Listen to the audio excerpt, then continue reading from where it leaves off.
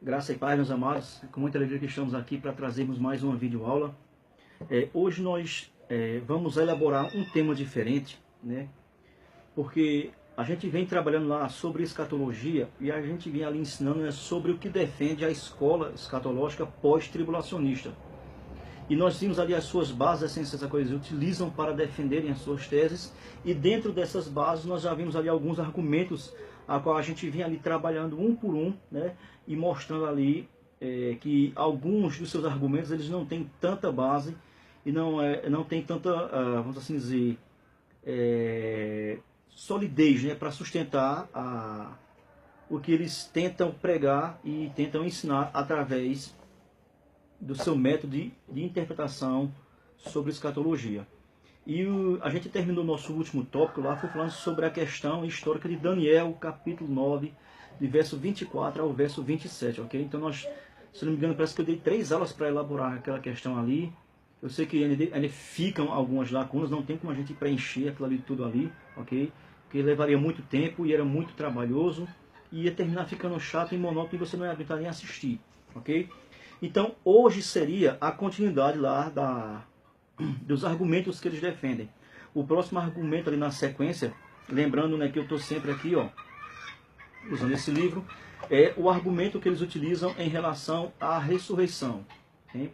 Só que quando eu comecei a vasculhar e a procurar aqui sobre a questão da ressurreição, né, que é a doutrina da ressurreição, então tem muitas coisas aqui que primeiro se faz necessário a gente aqui dar acho que vai ser umas 3 aulas sobre a doutrina da ressurreição, ou seja, a gente tem que conhecer primeiro essa doutrina para depois a gente poder usar as bases que nós vamos ver aqui nessas questões aqui e levar lá e comparar com os argumentos que a escola pós-tribulacionista utiliza e a gente pode aí sim fazer a nossa refutação, ok? Então hoje não será a aula continuando o estudo de escatologia sobre a escola pós-tribulacionista. Então hoje a gente vai abrir um parêntese e vamos começar aqui hoje uma aula ensinando sobre a doutrina da ressurreição, né?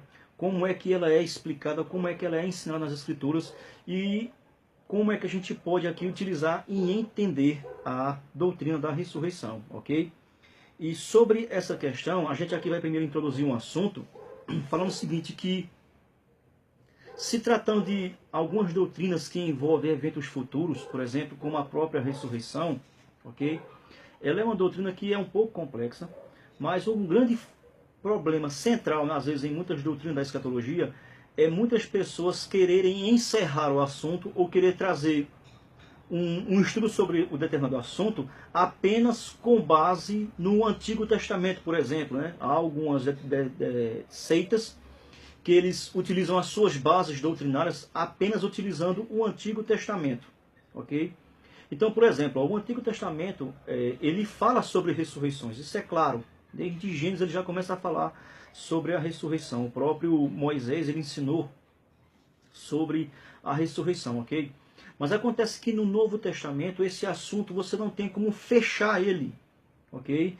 Ele apenas deu um pontapé inicial, mas existem muitas lacunas que não tem como você fechar o assunto da ressurreição, o assunto sobre a volta de Cristo. Então são alguns assuntos que são um pouco complexos, não tem como você querer encerrar ou mostrar tudo que ele tem apenas com o Antigo Testamento. Então a doutrina da ressurreição ela não é diferente, ok? A gente vai observar muito bem aqui algumas passagens, por exemplo, do Antigo Testamento. Eu vou aqui fazer algumas leituras que esse livro aqui nos traz e a gente vai ter um pouco mais de entendimento sobre o que fala o Antigo Testamento em relação à doutrina da ressurreição. A princípio, se você observar, eu queria apenas ler aqui algumas passagens para a gente já começar a iniciar. Por exemplo, vamos ler uma passagem que se encontra no livro de Daniel, certo? Em Daniel, no capítulo 12 de Daniel, lá no finalzinho do livro, a partir do verso 1, o verso 1 e o verso 2, olha o que Daniel aqui vai falar, o que foi revelado para Daniel em relação à ressurreição. Olha só. Daniel, capítulo 12, verso 1. Eu estou lendo a versão NVI. Naquela ocasião, Miguel, o grande príncipe que protege o seu povo, se levantará. Haverá um tempo de angústia, como nunca houve. Olha só, é um tempo totalmente diferente. desde o início das nações até então. Que então? Até o fim, onde ele está lá marcado. Ó. Mas naquela ocasião, o seu povo, quem? Todo aquele cujo nome está escrito no livro, aqui é o livro da vida, lógico, certo? Será liberto. Agora, olha o que diz o verso 2. Ó. Multidões que dormem no pó da terra acordarão. Aqui é a expressão da NVI. Uns para a vida eterna, outros para a vergonha, para o desprezo eterno. Então você pode ver aqui que esse texto aqui de Daniel, do Antigo Testamento, ele já falava sobre ressurreição. Mas qual é o problema dessa passagem? Nenhum. Mas acontece que a gente não pode fechar o assunto dessa doutrina apenas com o Antigo Testamento, porque muitas coisas ficaram ocultas para os escritores do Antigo Testamento. Por exemplo, aqui ele está falando sobre uma ressurreição. Mas é uma na ordem ou é uma em tipo? A gente tem que também ver isso aí. Por exemplo, essa passagem ela não falou nada sobre primícias, quem vai ser os primeiros. Ela não falou sobre, por exemplo, o corpo ressurreto. Como se dará?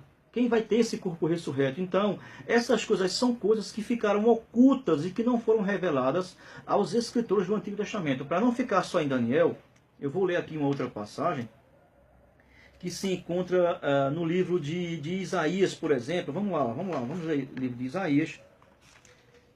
O capítulo 26 do livro de Isaías. Capítulo 26 do livro de Isaías. O verso 19. Ok? Olha o que diz o verso 19. Ó. Isaías capítulo 26, o verso 19. Mas os teus mortos viverão, seus corpos ressuscitarão. Vocês, ó, que voltaram ao pó, acordem e cantem de alegria. O teu orvalho é orvalho de luz.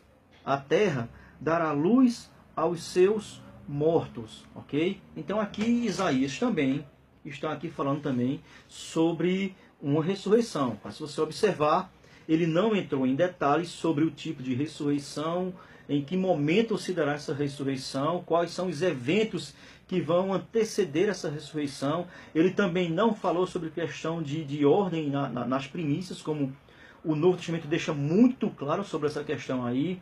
Ele também não falou sobre o corpo ressurreto, ok? Então, é isso aí que a gente já quer deixar logo de início, né? Para a gente já aprender a diferenciar sobre o que ensina o Antigo Testamento sobre a ressurreição e a luz que esse assunto ganhou com o advento neotestamentário, com os escritos do Novo Testamento. Então eles trouxeram mais luz. Por exemplo, aqui o livro vai dizer o seguinte, ó, que o Antigo Testamento ele associava a esperança da ressurreição, a esperança messiânica do dia do Senhor. Ele vê aqui a ressurreição, o Antigo Testamento, ele vê a ressurreição como sendo um evento que ocorrerá com o início do dia do Senhor. E também há uma problemática muito grande também sobre essa expressão dia do Senhor. Ok? Em outras vezes os contextos aparecem, por exemplo, de utilizar a expressão últimos dias. Vamos ler uma passagem no Novo Testamento, para você ver. E essa passagem que a gente vai ler aqui do Novo Testamento, se encontra no Evangelho de João, ela é a passagem, vamos assim dizer, carro-chefe dos pós-tribulacionistas para alegarem que haverá apenas uma ressurreição geral. Por exemplo, no Evangelho de João, no capítulo... Ele não colocou aqui, deixa eu ver se está aqui, tá. Mas é no capítulo 5 do Evangelho de João, onde ele fala sobre essa questão de ressurreição. Deixa eu encontrar aqui para vocês aqui, para mim poder citar ela, ok?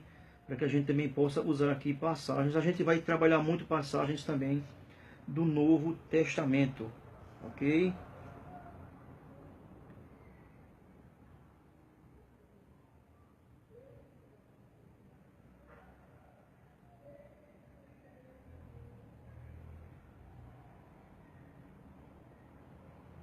Pronto, o Evangelho de João, no capítulo 5, ok? Ele não está aqui essa passagem, eu pensei até que ele tinha colocado. Ele colocou, mas vai ser lá para frente. Olha o que diz aqui o Evangelho de João, no capítulo 5, a partir do verso 24, tem aqui um contexto, certo? Diz assim, ó.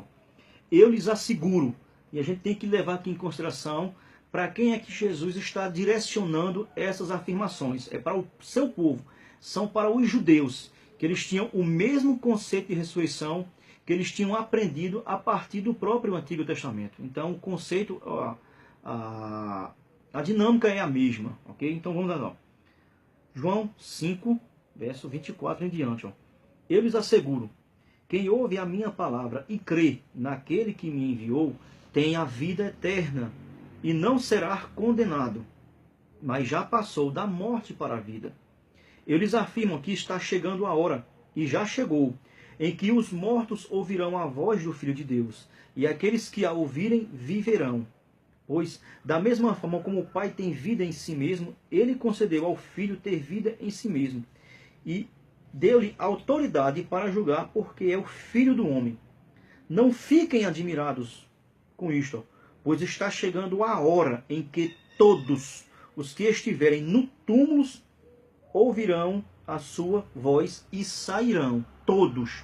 A mesma expressão, a mesma didática de Daniel e do Evangelho de Daniel e de Isaías, todos, está vendo aí, ó. Os que fizerem o bem ressuscitarão para a vida eterna, e os que fizeram o mal ressuscitarão para serem condenados. Verso 29, então é João, o versículo-chave aqui que eu queria era o Evangelho de João, capítulo 5, verso 29. Então, se você observou aí, você pode observar claramente, né, que nessa passagem aí onde Jesus está tratando sobre essa questão dessa ressurreição, o próprio Jesus usou a mesma dinâmica que os profetas do Antigo Testamento.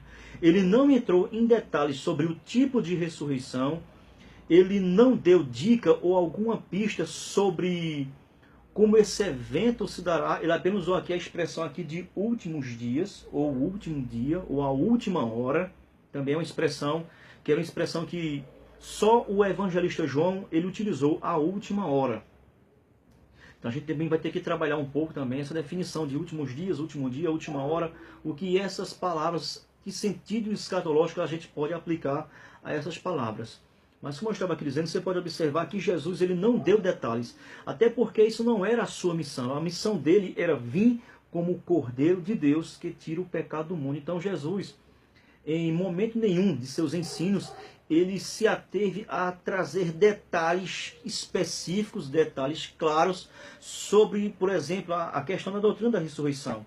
Essa não era a sua missão. Isso aí foi uma missão que ficou para os seus apóstolos e principalmente nos ensinos das epístolas, onde a gente viu aí, vai ver lá na frente, né, que isso aí é uma questão que está muito mais jogado luz, muito mais claro, apesar de não ser tão fácil de discernir esse ensino, mas as epístolas, elas que são as cartas, vamos assim dizer, os livros que está mais claro a gente fechar. Eu não quero dizer fechar 100%, mas fechar no sentido de recebermos mais luz sobre esse assunto para que a gente possa discorrer um pouco mais sobre ele. Ok? Essa era apenas uma pequena introdução que eu queria fazer para que a gente pudesse entender o que quer dizer realmente essa doutrina, ok? Então eu quero fechar essa introdução dizendo o seguinte, que para se tratar de algum tipo de doutrina que envolve um acontecimento futuro, o Antigo Testamento ele apenas deu indícios, ele não é claro sobre esse ensino, não tem como você fechar todo esse assunto apenas à luz do Antigo Testamento, ok? O Antigo Testamento ele tem um conteúdo que, se você observar, ele tem o seu ensino totalmente voltado mais para o povo judeu com tradições judaicas, ok? E que vieram receber luz a partir dos ensinos de Jesus e dos seus apóstolos a partir da igreja e das epístolas, ok? Então, hoje a gente vai ver aqui alguns tipos de ressurreição, ok? Nós já vimos ali que o Antigo Testamento ele não tem esse ensino claro, mas com a luz do advento do Novo Testamento a gente pode compreender melhor um pouco esse assunto. Então, nas Escrituras, eu vou ler aqui algumas partes desse livro que eu acho interessante, certo? Nas Escrituras, dois tipos de ressurreição elas são previstas pelo plano da ressurreição de Deus, que é a ressurreição para a vida e a ressurreição para a condenação. E a condenação eterna, ok? Então, a gente vai aqui ler primeiro, vamos entender o que é essa ressurreição para a vida, né, com luz, né, algumas passagens que nós vimos aqui no Antigo Testamento e com a do Evangelho de João. Mas nós vamos ver outras expressões, outras passagens no Novo Testamento que vai jogar mais luz em cima do assunto. E se a gente observar bem, o Novo Testamento ele tem uma série aqui de passagens e que eles ensinam e que elas trazem dentro dessa doutrina algumas expressões que elas são muito relevantes e são peculiares. E cabe a gente tentar aqui entender o sentido de cada uma delas. Por exemplo, tem uma passagem no Evangelho de Lucas, no capítulo 14, verso 13 e 14. Eu vou ler essa passagem assim, ó. Antes, ó, ao dares um banquete, convida os pobres, os aleijados, os coxos e os cegos, e serás bem-aventurado, pelo fato de não terem eles com que recompensar-te. A tua recompensa, porém, tu a receberás na ressurreição dos justos. Olha aqui, ó. Essa expressão aqui que ele utilizou para a ressurreição, ele utilizou aqui, ó, ressurreição dos justos. É uma expressão peculiar. A gente vai ver um pouco mais à frente, certo? Vamos ler outra passagem. Por exemplo, Filipenses capítulo 3. Olha o que diz, ó. É capítulo 3, a partir do verso 10. Para o conhecer e o poder da sua ressurreição e a comunhão dos seus sofrimentos, conformando-me com ele na sua morte, para, ó, de algum modo alcançar a ressurreição dentre os mortos. Ok? Então você pode ver aqui que Paulo aqui já utilizou uma expressão diferente que Lucas utilizou. Lucas utilizou aqui, ó, ressurreição dos justos, enquanto Paulo, nessa passagem aqui de Filipenses, ele utilizou a expressão ressurreição dentre os mortos. Isso é interessante você prestar atenção nesses detalhes, certo? O escritor aos Hebreus, olha a expressão que ele utilizou para falar sobre ressurreição. Mulheres receberam pela ressurreição os seus mortos. Alguns foram torturados, não aceitando o seu resgate. Para o quê? Para obterem, ó, superior ressurreição. O escritor aos Hebreus ele já também utilizou uma expressão diferente. Ele utilizou aqui, ó, superior ressurreição. E o próprio Evangelho de João, que nós lemos naquela passagem, né? Ele repetiu aqui, é que eu estava olhando uma página anterior, mas na página que eu deveria ter lido, eu vou ler de novo. Ele vai dizer o seguinte, ó: não vos maravilheis disto, porque vem a hora em que todos os que se acham nos túmulos ouvirão a sua voz e sairão. Os que tiverem feito bem para a ressurreição da vida. Então o próprio evangelista João, ele não utilizou ressurreição dentre os mortos, uma superior ressurreição. Ele utilizou nesta passagem, é evidente. É claro que ele utiliza essas outras passagens em outro momento, mas nesse momento aqui, ele utilizou ressurreição para a vida. Ok? E uma outra expressão também que aparece, ela só aparece uma vez na Bíblia, e se encontra lá em Apocalipse, no capítulo 20, que diz assim, ó: bem-aventurado e santo é aquele que tem parte na primeira ressurreição. Né? Aqui é uma problemática muito grande, né? Por que foi que João utilizou primeira? Ele devia ter utilizado as expressões que ele vinha utilizando dentro do seu evangelho, como dentro das suas cartas que ele escreveu, né? Mas aqui ele foi colocar essa expressão primeira ressurreição. Então, que conclusões nós podemos tirar aqui dessas passagens, né? Então você pode ver que a doutrina da ressurreição, ela ganhou um novo panorama, né? Ela recebeu mais alguns conceitos que vai ajudar você a entender melhor o que realmente quer dizer, como entender, não é quer dizer, é como você entender sobre esse evento futuro que vai ser a ressurreição dos corpos. Então essas referências que a gente acabou de ver aqui, você pode ver que ela mostra que há uma parte do plano da ressurreição chamada a ressurreição dos justos, a ressurreição dentre os mortos, uma superior ressurreição, a ressurreição para a vida e a primeira ressurreição. O que é que a gente pode concluir com essas expressões? Aqui estas expressões elas só levam a crer que há uma separação entre elas. Ok? Então a gente vai aqui se bater um pouco apenas em duas expressões que elas são as essenciais. De todas as outras que a gente viu aqui, dessas 5, mas as duas essenciais, onde a gente pode trabalhar e ter mais discernimento sobre ela, é a expressão ressurreição dentre os mortos e ressurreição dos mortos. E há uma diferença excomunal e muito relevante para que você possa entender um pouco sobre o que essas expressões elas querem dizer. Por exemplo, a palavra aqui, ressurreição dentre os mortos ou ressurreição dos mortos, elas podem ter duas aplicações no grego, por exemplo. A expressão é necron. Muitas vezes essa expressão ressurreição dos mortos, ela utiliza a expressão necron, né, como é a expressão ali do grego, que significa ressurgir, se erguer, ok? E a outra expressão, ela é a mesma, só que ela tem um prefixo antes, que é a expressão ek. Então é a expressão ek necron, ok? Então, em algumas passagens, a expressão é apenas a expressão necron, do grego. E em outras passagens, a expressão é ek necron. E qual é a diferença que nós podemos fazer entre uma e outra? Por exemplo, o comentário aqui do livro aqui, ele fala que dentre essas ressurreições e essas expressões, por exemplo, sempre que há ressurreição, que aparece a expressão, ou esse ensino sobre ressurreição, e quando essa ressurreição, o seu contexto ali, fala sobre ressurreição de justos, a expressão que foi traduzida por necron ou ek necron é sempre a expressão dentre os mortos. Eu vou ler aqui, por exemplo, aqui algumas passagens onde fala sobre a ressurreição e que essa expressão do grego ek necron, ela é utilizada. Aí vai ficar bem mais claro para que você possa entender e você vai perceber que isso aí vai fazer uma diferença enorme sobre o entendimento da doutrina da ressurreição, ok? A expressão aqui, ó, ressurreição, né, necron ou ek necron, dos mortos, ela é aplicada a ambas as classes porque todos vão ser vivificados. A diferença é o tempo de um para o outro, certo?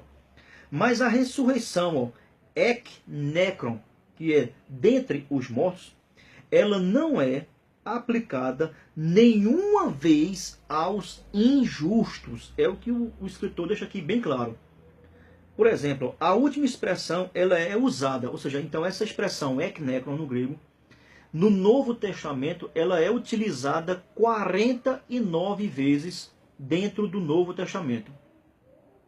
E todas essas 49 vezes que essa expressão aparece, falando sobre ressurreição ou erguimento, né, do corpo, do túmulo, sempre foram pessoas justas. Nenhuma dessas ressurreições que aparecem com essa expressão é relacionado a algum injusto. Vamos ver aqui, por exemplo, essa expressão ela aparece 34 vezes, ó, para expressar a ressurreição de Cristo. Então, todas as expressões no Novo Testamento, principalmente nas epístolas, onde se refere à ressurreição de Cristo, todas elas lá que tem lá, e ressurgiu ou ressuscitou dentre os mortos. 34 vezes a expressão ek necron, se referindo à ressurreição de Cristo, é ressurreição de justos. Por exemplo, 3 vezes essa expressão ela aparece, ek necron, para expressar, ó, a suposta ressurreição de João Batista, que a gente sabe que João Batista não ressuscitou, certo? Mas quando nos comentários que aparecem dos escritores do Novo Testamento, quando aparecem, eles colocam como João Batista ressuscitando dentre os mortos. Mas eu quero aqui repetir, a expressão que está relacionado a essa ressurreição, que a gente sabe que João Batista não ressuscitou, mas utilizando para ele, a expressão é ek necron. 3 vezes isso aí aparece. Porque o próprio Herodes, ele achava que o próprio Jesus era o João Batista ressurreto, ok? 3 vezes essa expressão também ela expressa a ressurreição de Lázaro, que também foi ressuscitado dentre os mortos. Então Lázaro lá do Evangelho de João, no capítulo 11, que era um grande amigo de Jesus, irmão de Marta e de Maria. Se você ler lá o contexto lá, e essa ressurreição que se refere aí lá, diz que ele ressuscitou dentre os mortos, não ressurreição dos mortos. Isso aí aparece 3 vezes para o próprio Lázaro. Em 3 ocasiões, ela é usada figuradamente para expressar, por exemplo, a vida espiritual que surge da morte causada pelo pecado. Aqui a gente vai ler uma passagem. Vamos lá. Romanos capítulo 6. E cadê aqui? Romanos capítulo 6.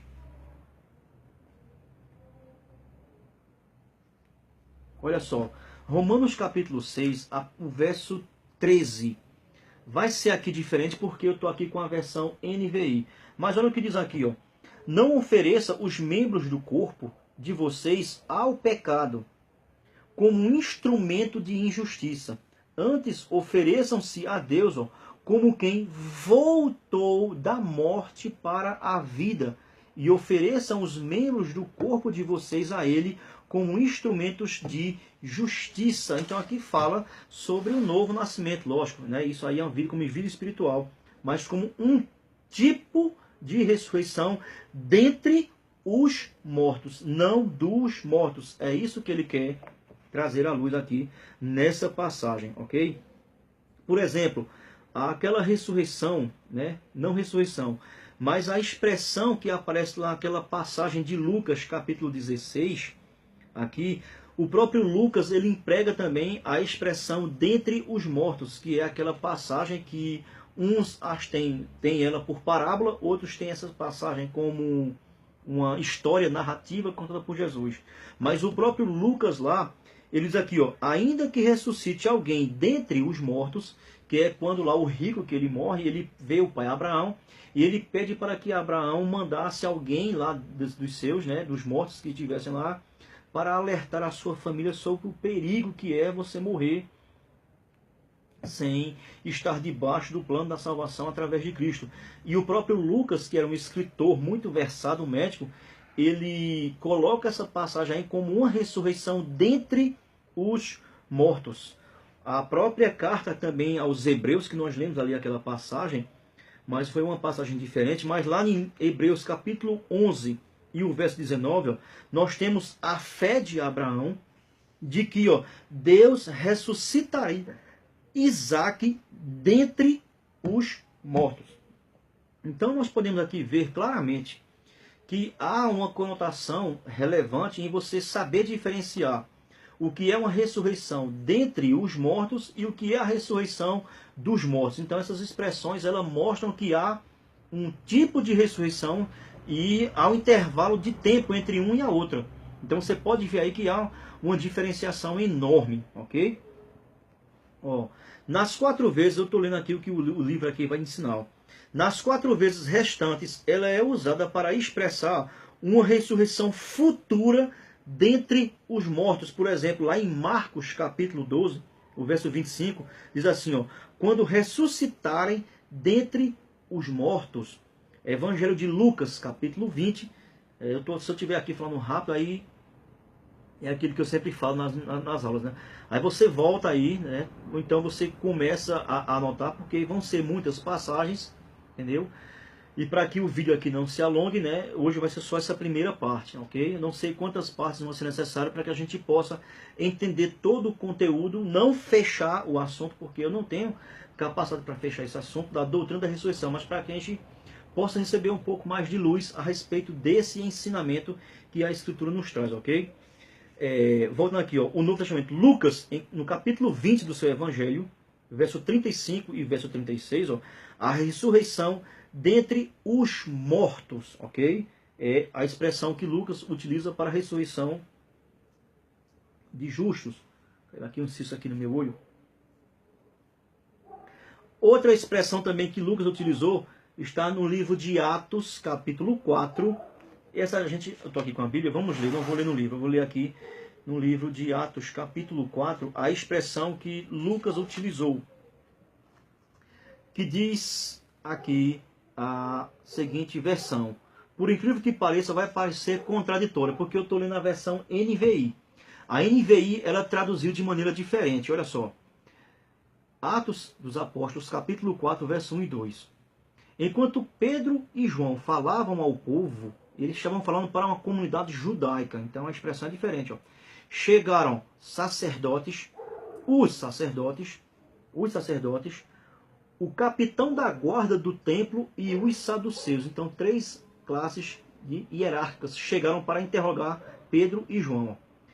Eles estavam muito perturbados. Por quê? Porque os apóstolos estavam ensinando o povo e proclamando em Jesus a ressurreição dos mortos. A NVI traduziu dos mortos. Mas se você pegar a corrigida ou atualizada, aqui a expressão vai estar que eles ensinavam a ressurreição dentre os mortos. Lá no original, no grego, a palavra lá é eknekron, que está relacionado à ressurreição de justos. Então você pode ver claramente aí que há um espaço de tempo e um tipo de ressurreição a qual nós falamos aqui desde o início, a qual, se você for analisar isso à luz do Antigo Testamento, você não vai conseguir chegar a essas conclusões, a essa finalização. Quando eu digo finalização, não estou dizendo a um entendimento completo 100%. Não, não é isso. Mas você vai ver que há uma diferença enorme aqui nas expressões utilizadas pelo Novo Testamento e a aplicação que os autores e escritores eles fizeram. Ok? Nós vimos isso aí também. Lá Filipenses, capítulo 3, verso 11, aqui, ó, ele aqui vai dar aqui uma tradução do que realmente significa a tradução literal da expressão que aparece lá em Filipenses, capítulo 3, verso 11. Que, na verdade, lá, vamos ler o que é que diz. Filipenses, capítulo 3, hoje a gente vai ficar menos com o livro, ok? E ler mais a Bíblia. Então, em Filipenses, capítulo 3, o verso 11, diz assim, ó. Para, de alguma forma, alcançar a ressurreição dentre os mortos. Olha, a NVI, aqui em Filipenses, ela traduziu corretamente a expressão eknekron, que era para estar igual lá no livro de Atos. Mas aqui em Filipenses, ele traduziu a expressão eknekron, alcançar uma ressurreição dentre os mortos. A expressão no texto aqui da carta de Paulo aos Filipenses, literalmente aqui, o autor aqui, ele traduziu da seguinte maneira, a tradução literal é a ressurreição para fora dos mortos. Ou seja, então, vamos supor, há um aglomerado gigantesco de mortos. Entendeu? Então essa ressurreição e essa expressão que Paulo utilizou aqui, no seu sentido literal, significa aquele grupo de multidões de pessoas, mas aí vem assim, do meio deles tira um determinado grupo e o restante permanece lá. Então significa para fora, então atirar daí desse meio e vai ressuscitar. E os outros permanecem no seu estado normal, sem sofrer alteração nenhuma. Eles vão permanecer ali no seu local, ainda aguardando a próxima ressurreição, ok? Que possivelmente esses que vão ficar, possivelmente será para a ressurreição da condenação ou um outro tipo de ressurreição que nós vamos ver lá na frente. E eu vou explicar, tentar pelo menos colocar uma explicação plausível mais, né, sobre isso que eu acabei de falar aqui agora. Talvez você vai ficar com dúvida aí. Então quer dizer que são quantas ressurreições? A gente vai ver um pouco. A gente está apenas iniciando isso. Talvez seja apenas um pano de fundo para a próxima aula, ok?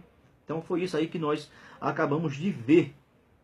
Em que a construção especial, eu estou aqui terminando de ler o comentário que o autor faz sobre essa passagem de Filipenses 3,11, né, que literalmente significa uma ressurreição para fora dos mortos.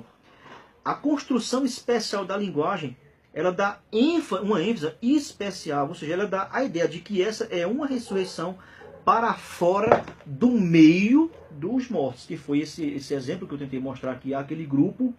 É como se você pegasse uma bacia gigantesca, certo? E colocasse água nela lá e jogasse várias bolinhas de isopor. E elas não vão afundar.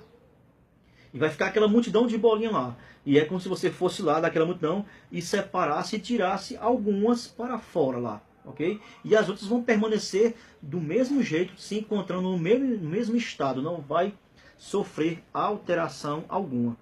Então, como a gente pôde bem aqui ver e analisar agora dentro de algumas passagens e entender essa expressão no seu original no grego, o que realmente ela quer dizer, então isso nos dá uma base muito mais clara que há tipos de ressurreição, ok? Não é uma ressurreição única, prova que há tipos de ressurreição, e também podemos já entrar aqui com um argumento provando que há um tempo entre uma e entre a outra ressurreição. Essas passagens aqui, elas mostram claramente que ainda haverá uma ressurreição dentre os mortos. Isto é, que parte dos mortos será ressuscitada antes de todos serem vivificados. É o que o autor do livro aqui ele conclui. Mas ele usou aqui um comentário de um outro erudito nessa questão. O nome do camarada é Wolfschweisen. É um nome bem complicado, né? Wolfschweisen. O que é que esse autor afirma com relação ao conceito que essa expressão eknekron ela deve ter, de muita relevância? A conclusão que ele chega é o seguinte, assim, ó. Ele afirma que a expressão ela seria inexplicável caso não derivasse da ideia de que, ó, dentre a multidão de mortos, alguns ressuscitarão primeiro. Então ela tem que ter essa ênfase, ela tem que receber essa luz aí, essa ênfase para que ela possa fazer, para que a gente possa até entender e chegar a uma conclusão que há uma diferença dentro do plano de ressurreição elaborado por Deus. Né? Então, essas variantes nessas expressões que a gente viu aqui nos autores, então não é à toa. Elas são variantes porque elas expressam alguma questão que está relacionado a tempo e a destino. Era isso que estava querendo me vir aqui à mente. Então, há um tempo e destino que são tempo diferente e destinos diferentes, ok? Então, isso aí foi o que nós podemos ver sobre o tipo de ressurreição, que é a ressurreição para a vida, e o que essas expressões elas podem trazer luz e nos ensinar. Coisas que a gente não tem como a gente chegar a esse entendimento apenas avaliando à luz do Antigo Testamento. O livro aqui ele encerra essa primeira parte dizendo o seguinte, ó. Visto que essa ressurreição ela é composta de várias partes, essa geralmente chamada a primeira ressurreição, que nós sabemos que essa não é, esse tipo de expressão aqui ela não é equivalente à primeira ressurreição.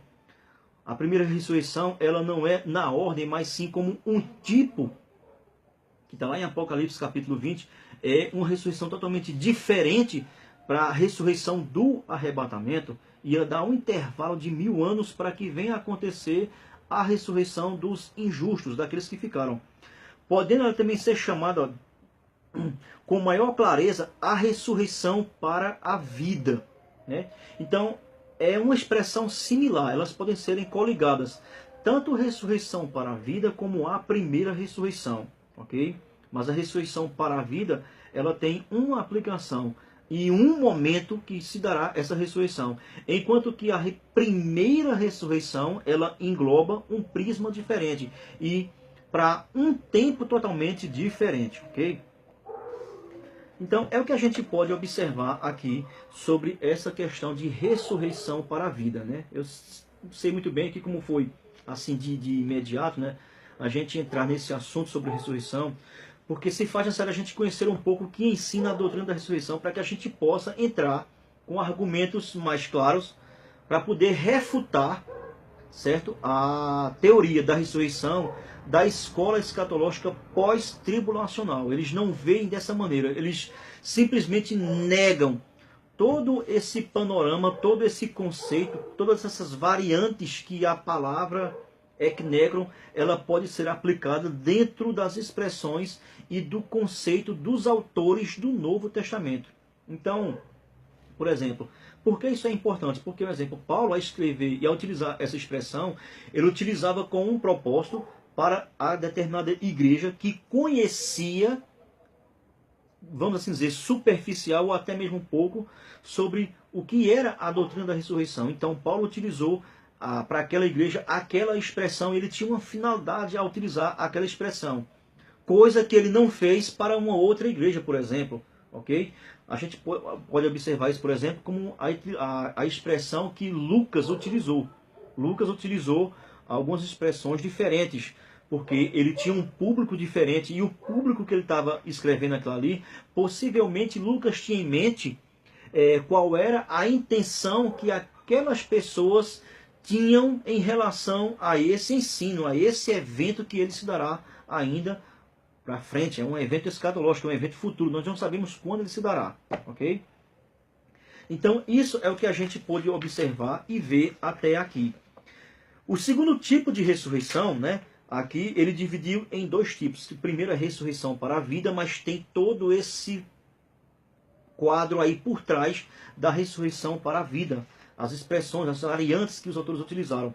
E o segundo tipo de ressurreição é a ressurreição para a condenação, que as escrituras eles antecipam outra parte do plano da ressurreição, que trata dos incrédulos. Então a ressurreição para a condenação é a ressurreição dos injustos, ou a ressurreição dos incrédulos, que em algumas partes, como o autor aqui deixou bem claro, ok? A expressão que é utilizada não é ek necron, apesar de em pouquíssimas expressões, né, o autor utilizar, mas o contexto vai deixar muito claro que ele está utilizando ali, mas ele está falando de uma ressurreição onde só os incrédulos ali, que foram os que ficaram, eles irão ressuscitar. Não quer dizer que se utilizar a mesma expressão, não quer dizer que não terá também injustos participando desta ressurreição, ou de justos que vão participar, ok? É a segunda ressurreição, ou ela pode ser chamada de segunda ressurreição, ou ressurreição para a condenação, pegando um pouco aí daquela expressão que João utilizou lá em Apocalipse, primeira ressurreição. João utilizou a expressão em sua ordem cardinal, né, na primeira, então possivelmente João tinha em mente que com o espaço de 1000 anos haveria a segunda ressurreição, que era a ressurreição para a condenação. É uma expressão que tem aqui, ó, por exemplo, lá no Evangelho de João 5:29. Né? João utilizou aqui, ó, os que tiverem praticado o mal. Então você pode ver que é uma classe específica de pessoas. Aquelas que vivem da prática do mal e que morreram na prática do mal. Para a ressurreição do juízo. Aqui estou uma expressão diferente. Ó. Lá em Apocalipse capítulo 20, o verso 5, João escreveu o seguinte: os restantes dos mortos não reviveram, até que se completassem os 1000 anos. Então, quem é esse restante que ficou lá e que não ressuscitaram? Então, possivelmente, eles irão ressuscitar após se completar. Eu, como sou de uma escola pré, está claramente aqui que a expressão 1000 aqui nós interpretamos como uma expressão 1000, literal, um período de 1000 anos. Então, haverá uma diferença de espaço de tempo de 1000 anos entre essa primeira que ele chama ressurreição, no seu tipo, não na sua ordem, e aí, após se completar os 1000 anos, haverá uma segunda ressurreição, que são compostas desses que não tiveram a sua ressurreição no primeiro advento, ok? Onde nós podemos aqui ler aqui, ó, por exemplo, em Apocalipse capítulo 20, verso 11, diz o seguinte, ó: vi um grande trono branco, e aquele que nele se assenta, de cuja presença fugiram a terra e o céu, e não achou lugar para eles. Vi também os mortos, os grandes e os pequenos, postos em pé diante do trono. Aqui é o trono branco, né? O juízo. Deu mal os mortos que nele estavam. Por que foi que ele deu? Porque esses que estavam lá não participaram na primeira ressurreição. A morte e o além, a expressão aqui traduzida por além é a expressão Hades do Novo Testamento, no grego, ou a expressão Siol, que era utilizada no Antigo Testamento, certo? Entregaram os mortos que nele haviam. Então você pode ver, aqui já deixa bem claro que há um intervalo de tempo de ressurreição. Então, ressurreições dentre os mortos, aqui fica bem claro. Então quer dizer que não foram todos que foram ressuscitados na ressurreição. Né? Então você pode ver que não é uma ressurreição só, como ensina a escola pós-tribulacionista. Porque aqui ainda havia pessoas que necessitam ser ressuscitadas para que compareçam perante esse tribunal aqui, que é o tribunal do trono branco, ok? Então, como é que a gente pode concluir essa nossa primeira aula com relação à doutrina da ressurreição? Visto que, eu vou ler aqui o que o livro vai te trazer, certo? Visto que a primeira ressurreição ela foi completa antes de começar o reino de 1000 anos, os mortos mencionados em Apocalipse capítulo 20, verso 11 e verso 12, só podem ser os que foram deixados para trás na ressurreição dentre os mortos e constituem os que são vivificados para a condenação, que é a segunda ressurreição, mais bem denominada como ressurreição para a condenação. Inclui quem? Todos os que são vivificados para o julgamento eterno. Ok? Então a gente pode observar muito bem aí que há uma diferenciação enorme entre ressurreição dentre os mortos e ressurreição dos mortos. Então, irmãos, a gente vai parar por aqui. Você vai ver que é muito complicado, é muito complexo. A gente tem que, depois aqui, parar, avaliar com mais cuidado, com mais cautela, algumas dessas expressões que nós aqui utilizamos, aqui trouxemos à luz aqui no grego, a sua diferenciação, as suas variantes e o que cada uma delas quer dizer, ok? Eu acho necessário a gente fazer algumas aulas em relação, para que a gente possa aprender um pouco mais sobre o que ensina a doutrina da ressurreição, os seus tipos, a sua natureza, o que quer dizer a hora das ressurreições e em que hora se dará essas ressurreições, ok? Para que a gente possa tirar mais conteúdo, para que a gente possa voltar lá para o estudo que a gente está dando sobre conhecer melhor o que ensina a escola escatológica pós-tribulacional e assim entrarmos com argumentos sólidos, com base mais concreta, e assim refutar o que eles ensinam sobre a ressurreição com relação ao que defende a escola pós-tribulacionista, ok? Eu espero que você possa ter compreendido essa pequena introdução que nós demos aqui hoje, como pano de fundo. Não sei se eu posso chamar a introdução pano de fundo, mas a gente já deu aqui já o primeiro tópico, eu sei. Pode ser que não tenha ficado claro bem. Caso você não tenha entendido alguma parte, você pode colocar aí nos comentários. Eu vou tentar trazer mais luz na próxima aula, não sei quando vai ser, porque eu já expliquei lá que eu estou sem internet e eu estou aqui fazendo essa gravação. E depois é que a gente vai ter mais tempo para que a gente possa dar continuidade, ok? Então que você possa continuar, vá verificando, vá analisando, tire suas conclusões, faça isso com luz na Bíblia, na Palavra de Deus, e aí você vai compreender melhor. E que você possa aí continuar orando aí por esse meu ministério, para que a gente possa chegar ao entendimento mais claro, ok? Que Deus abençoe você em nome de Jesus.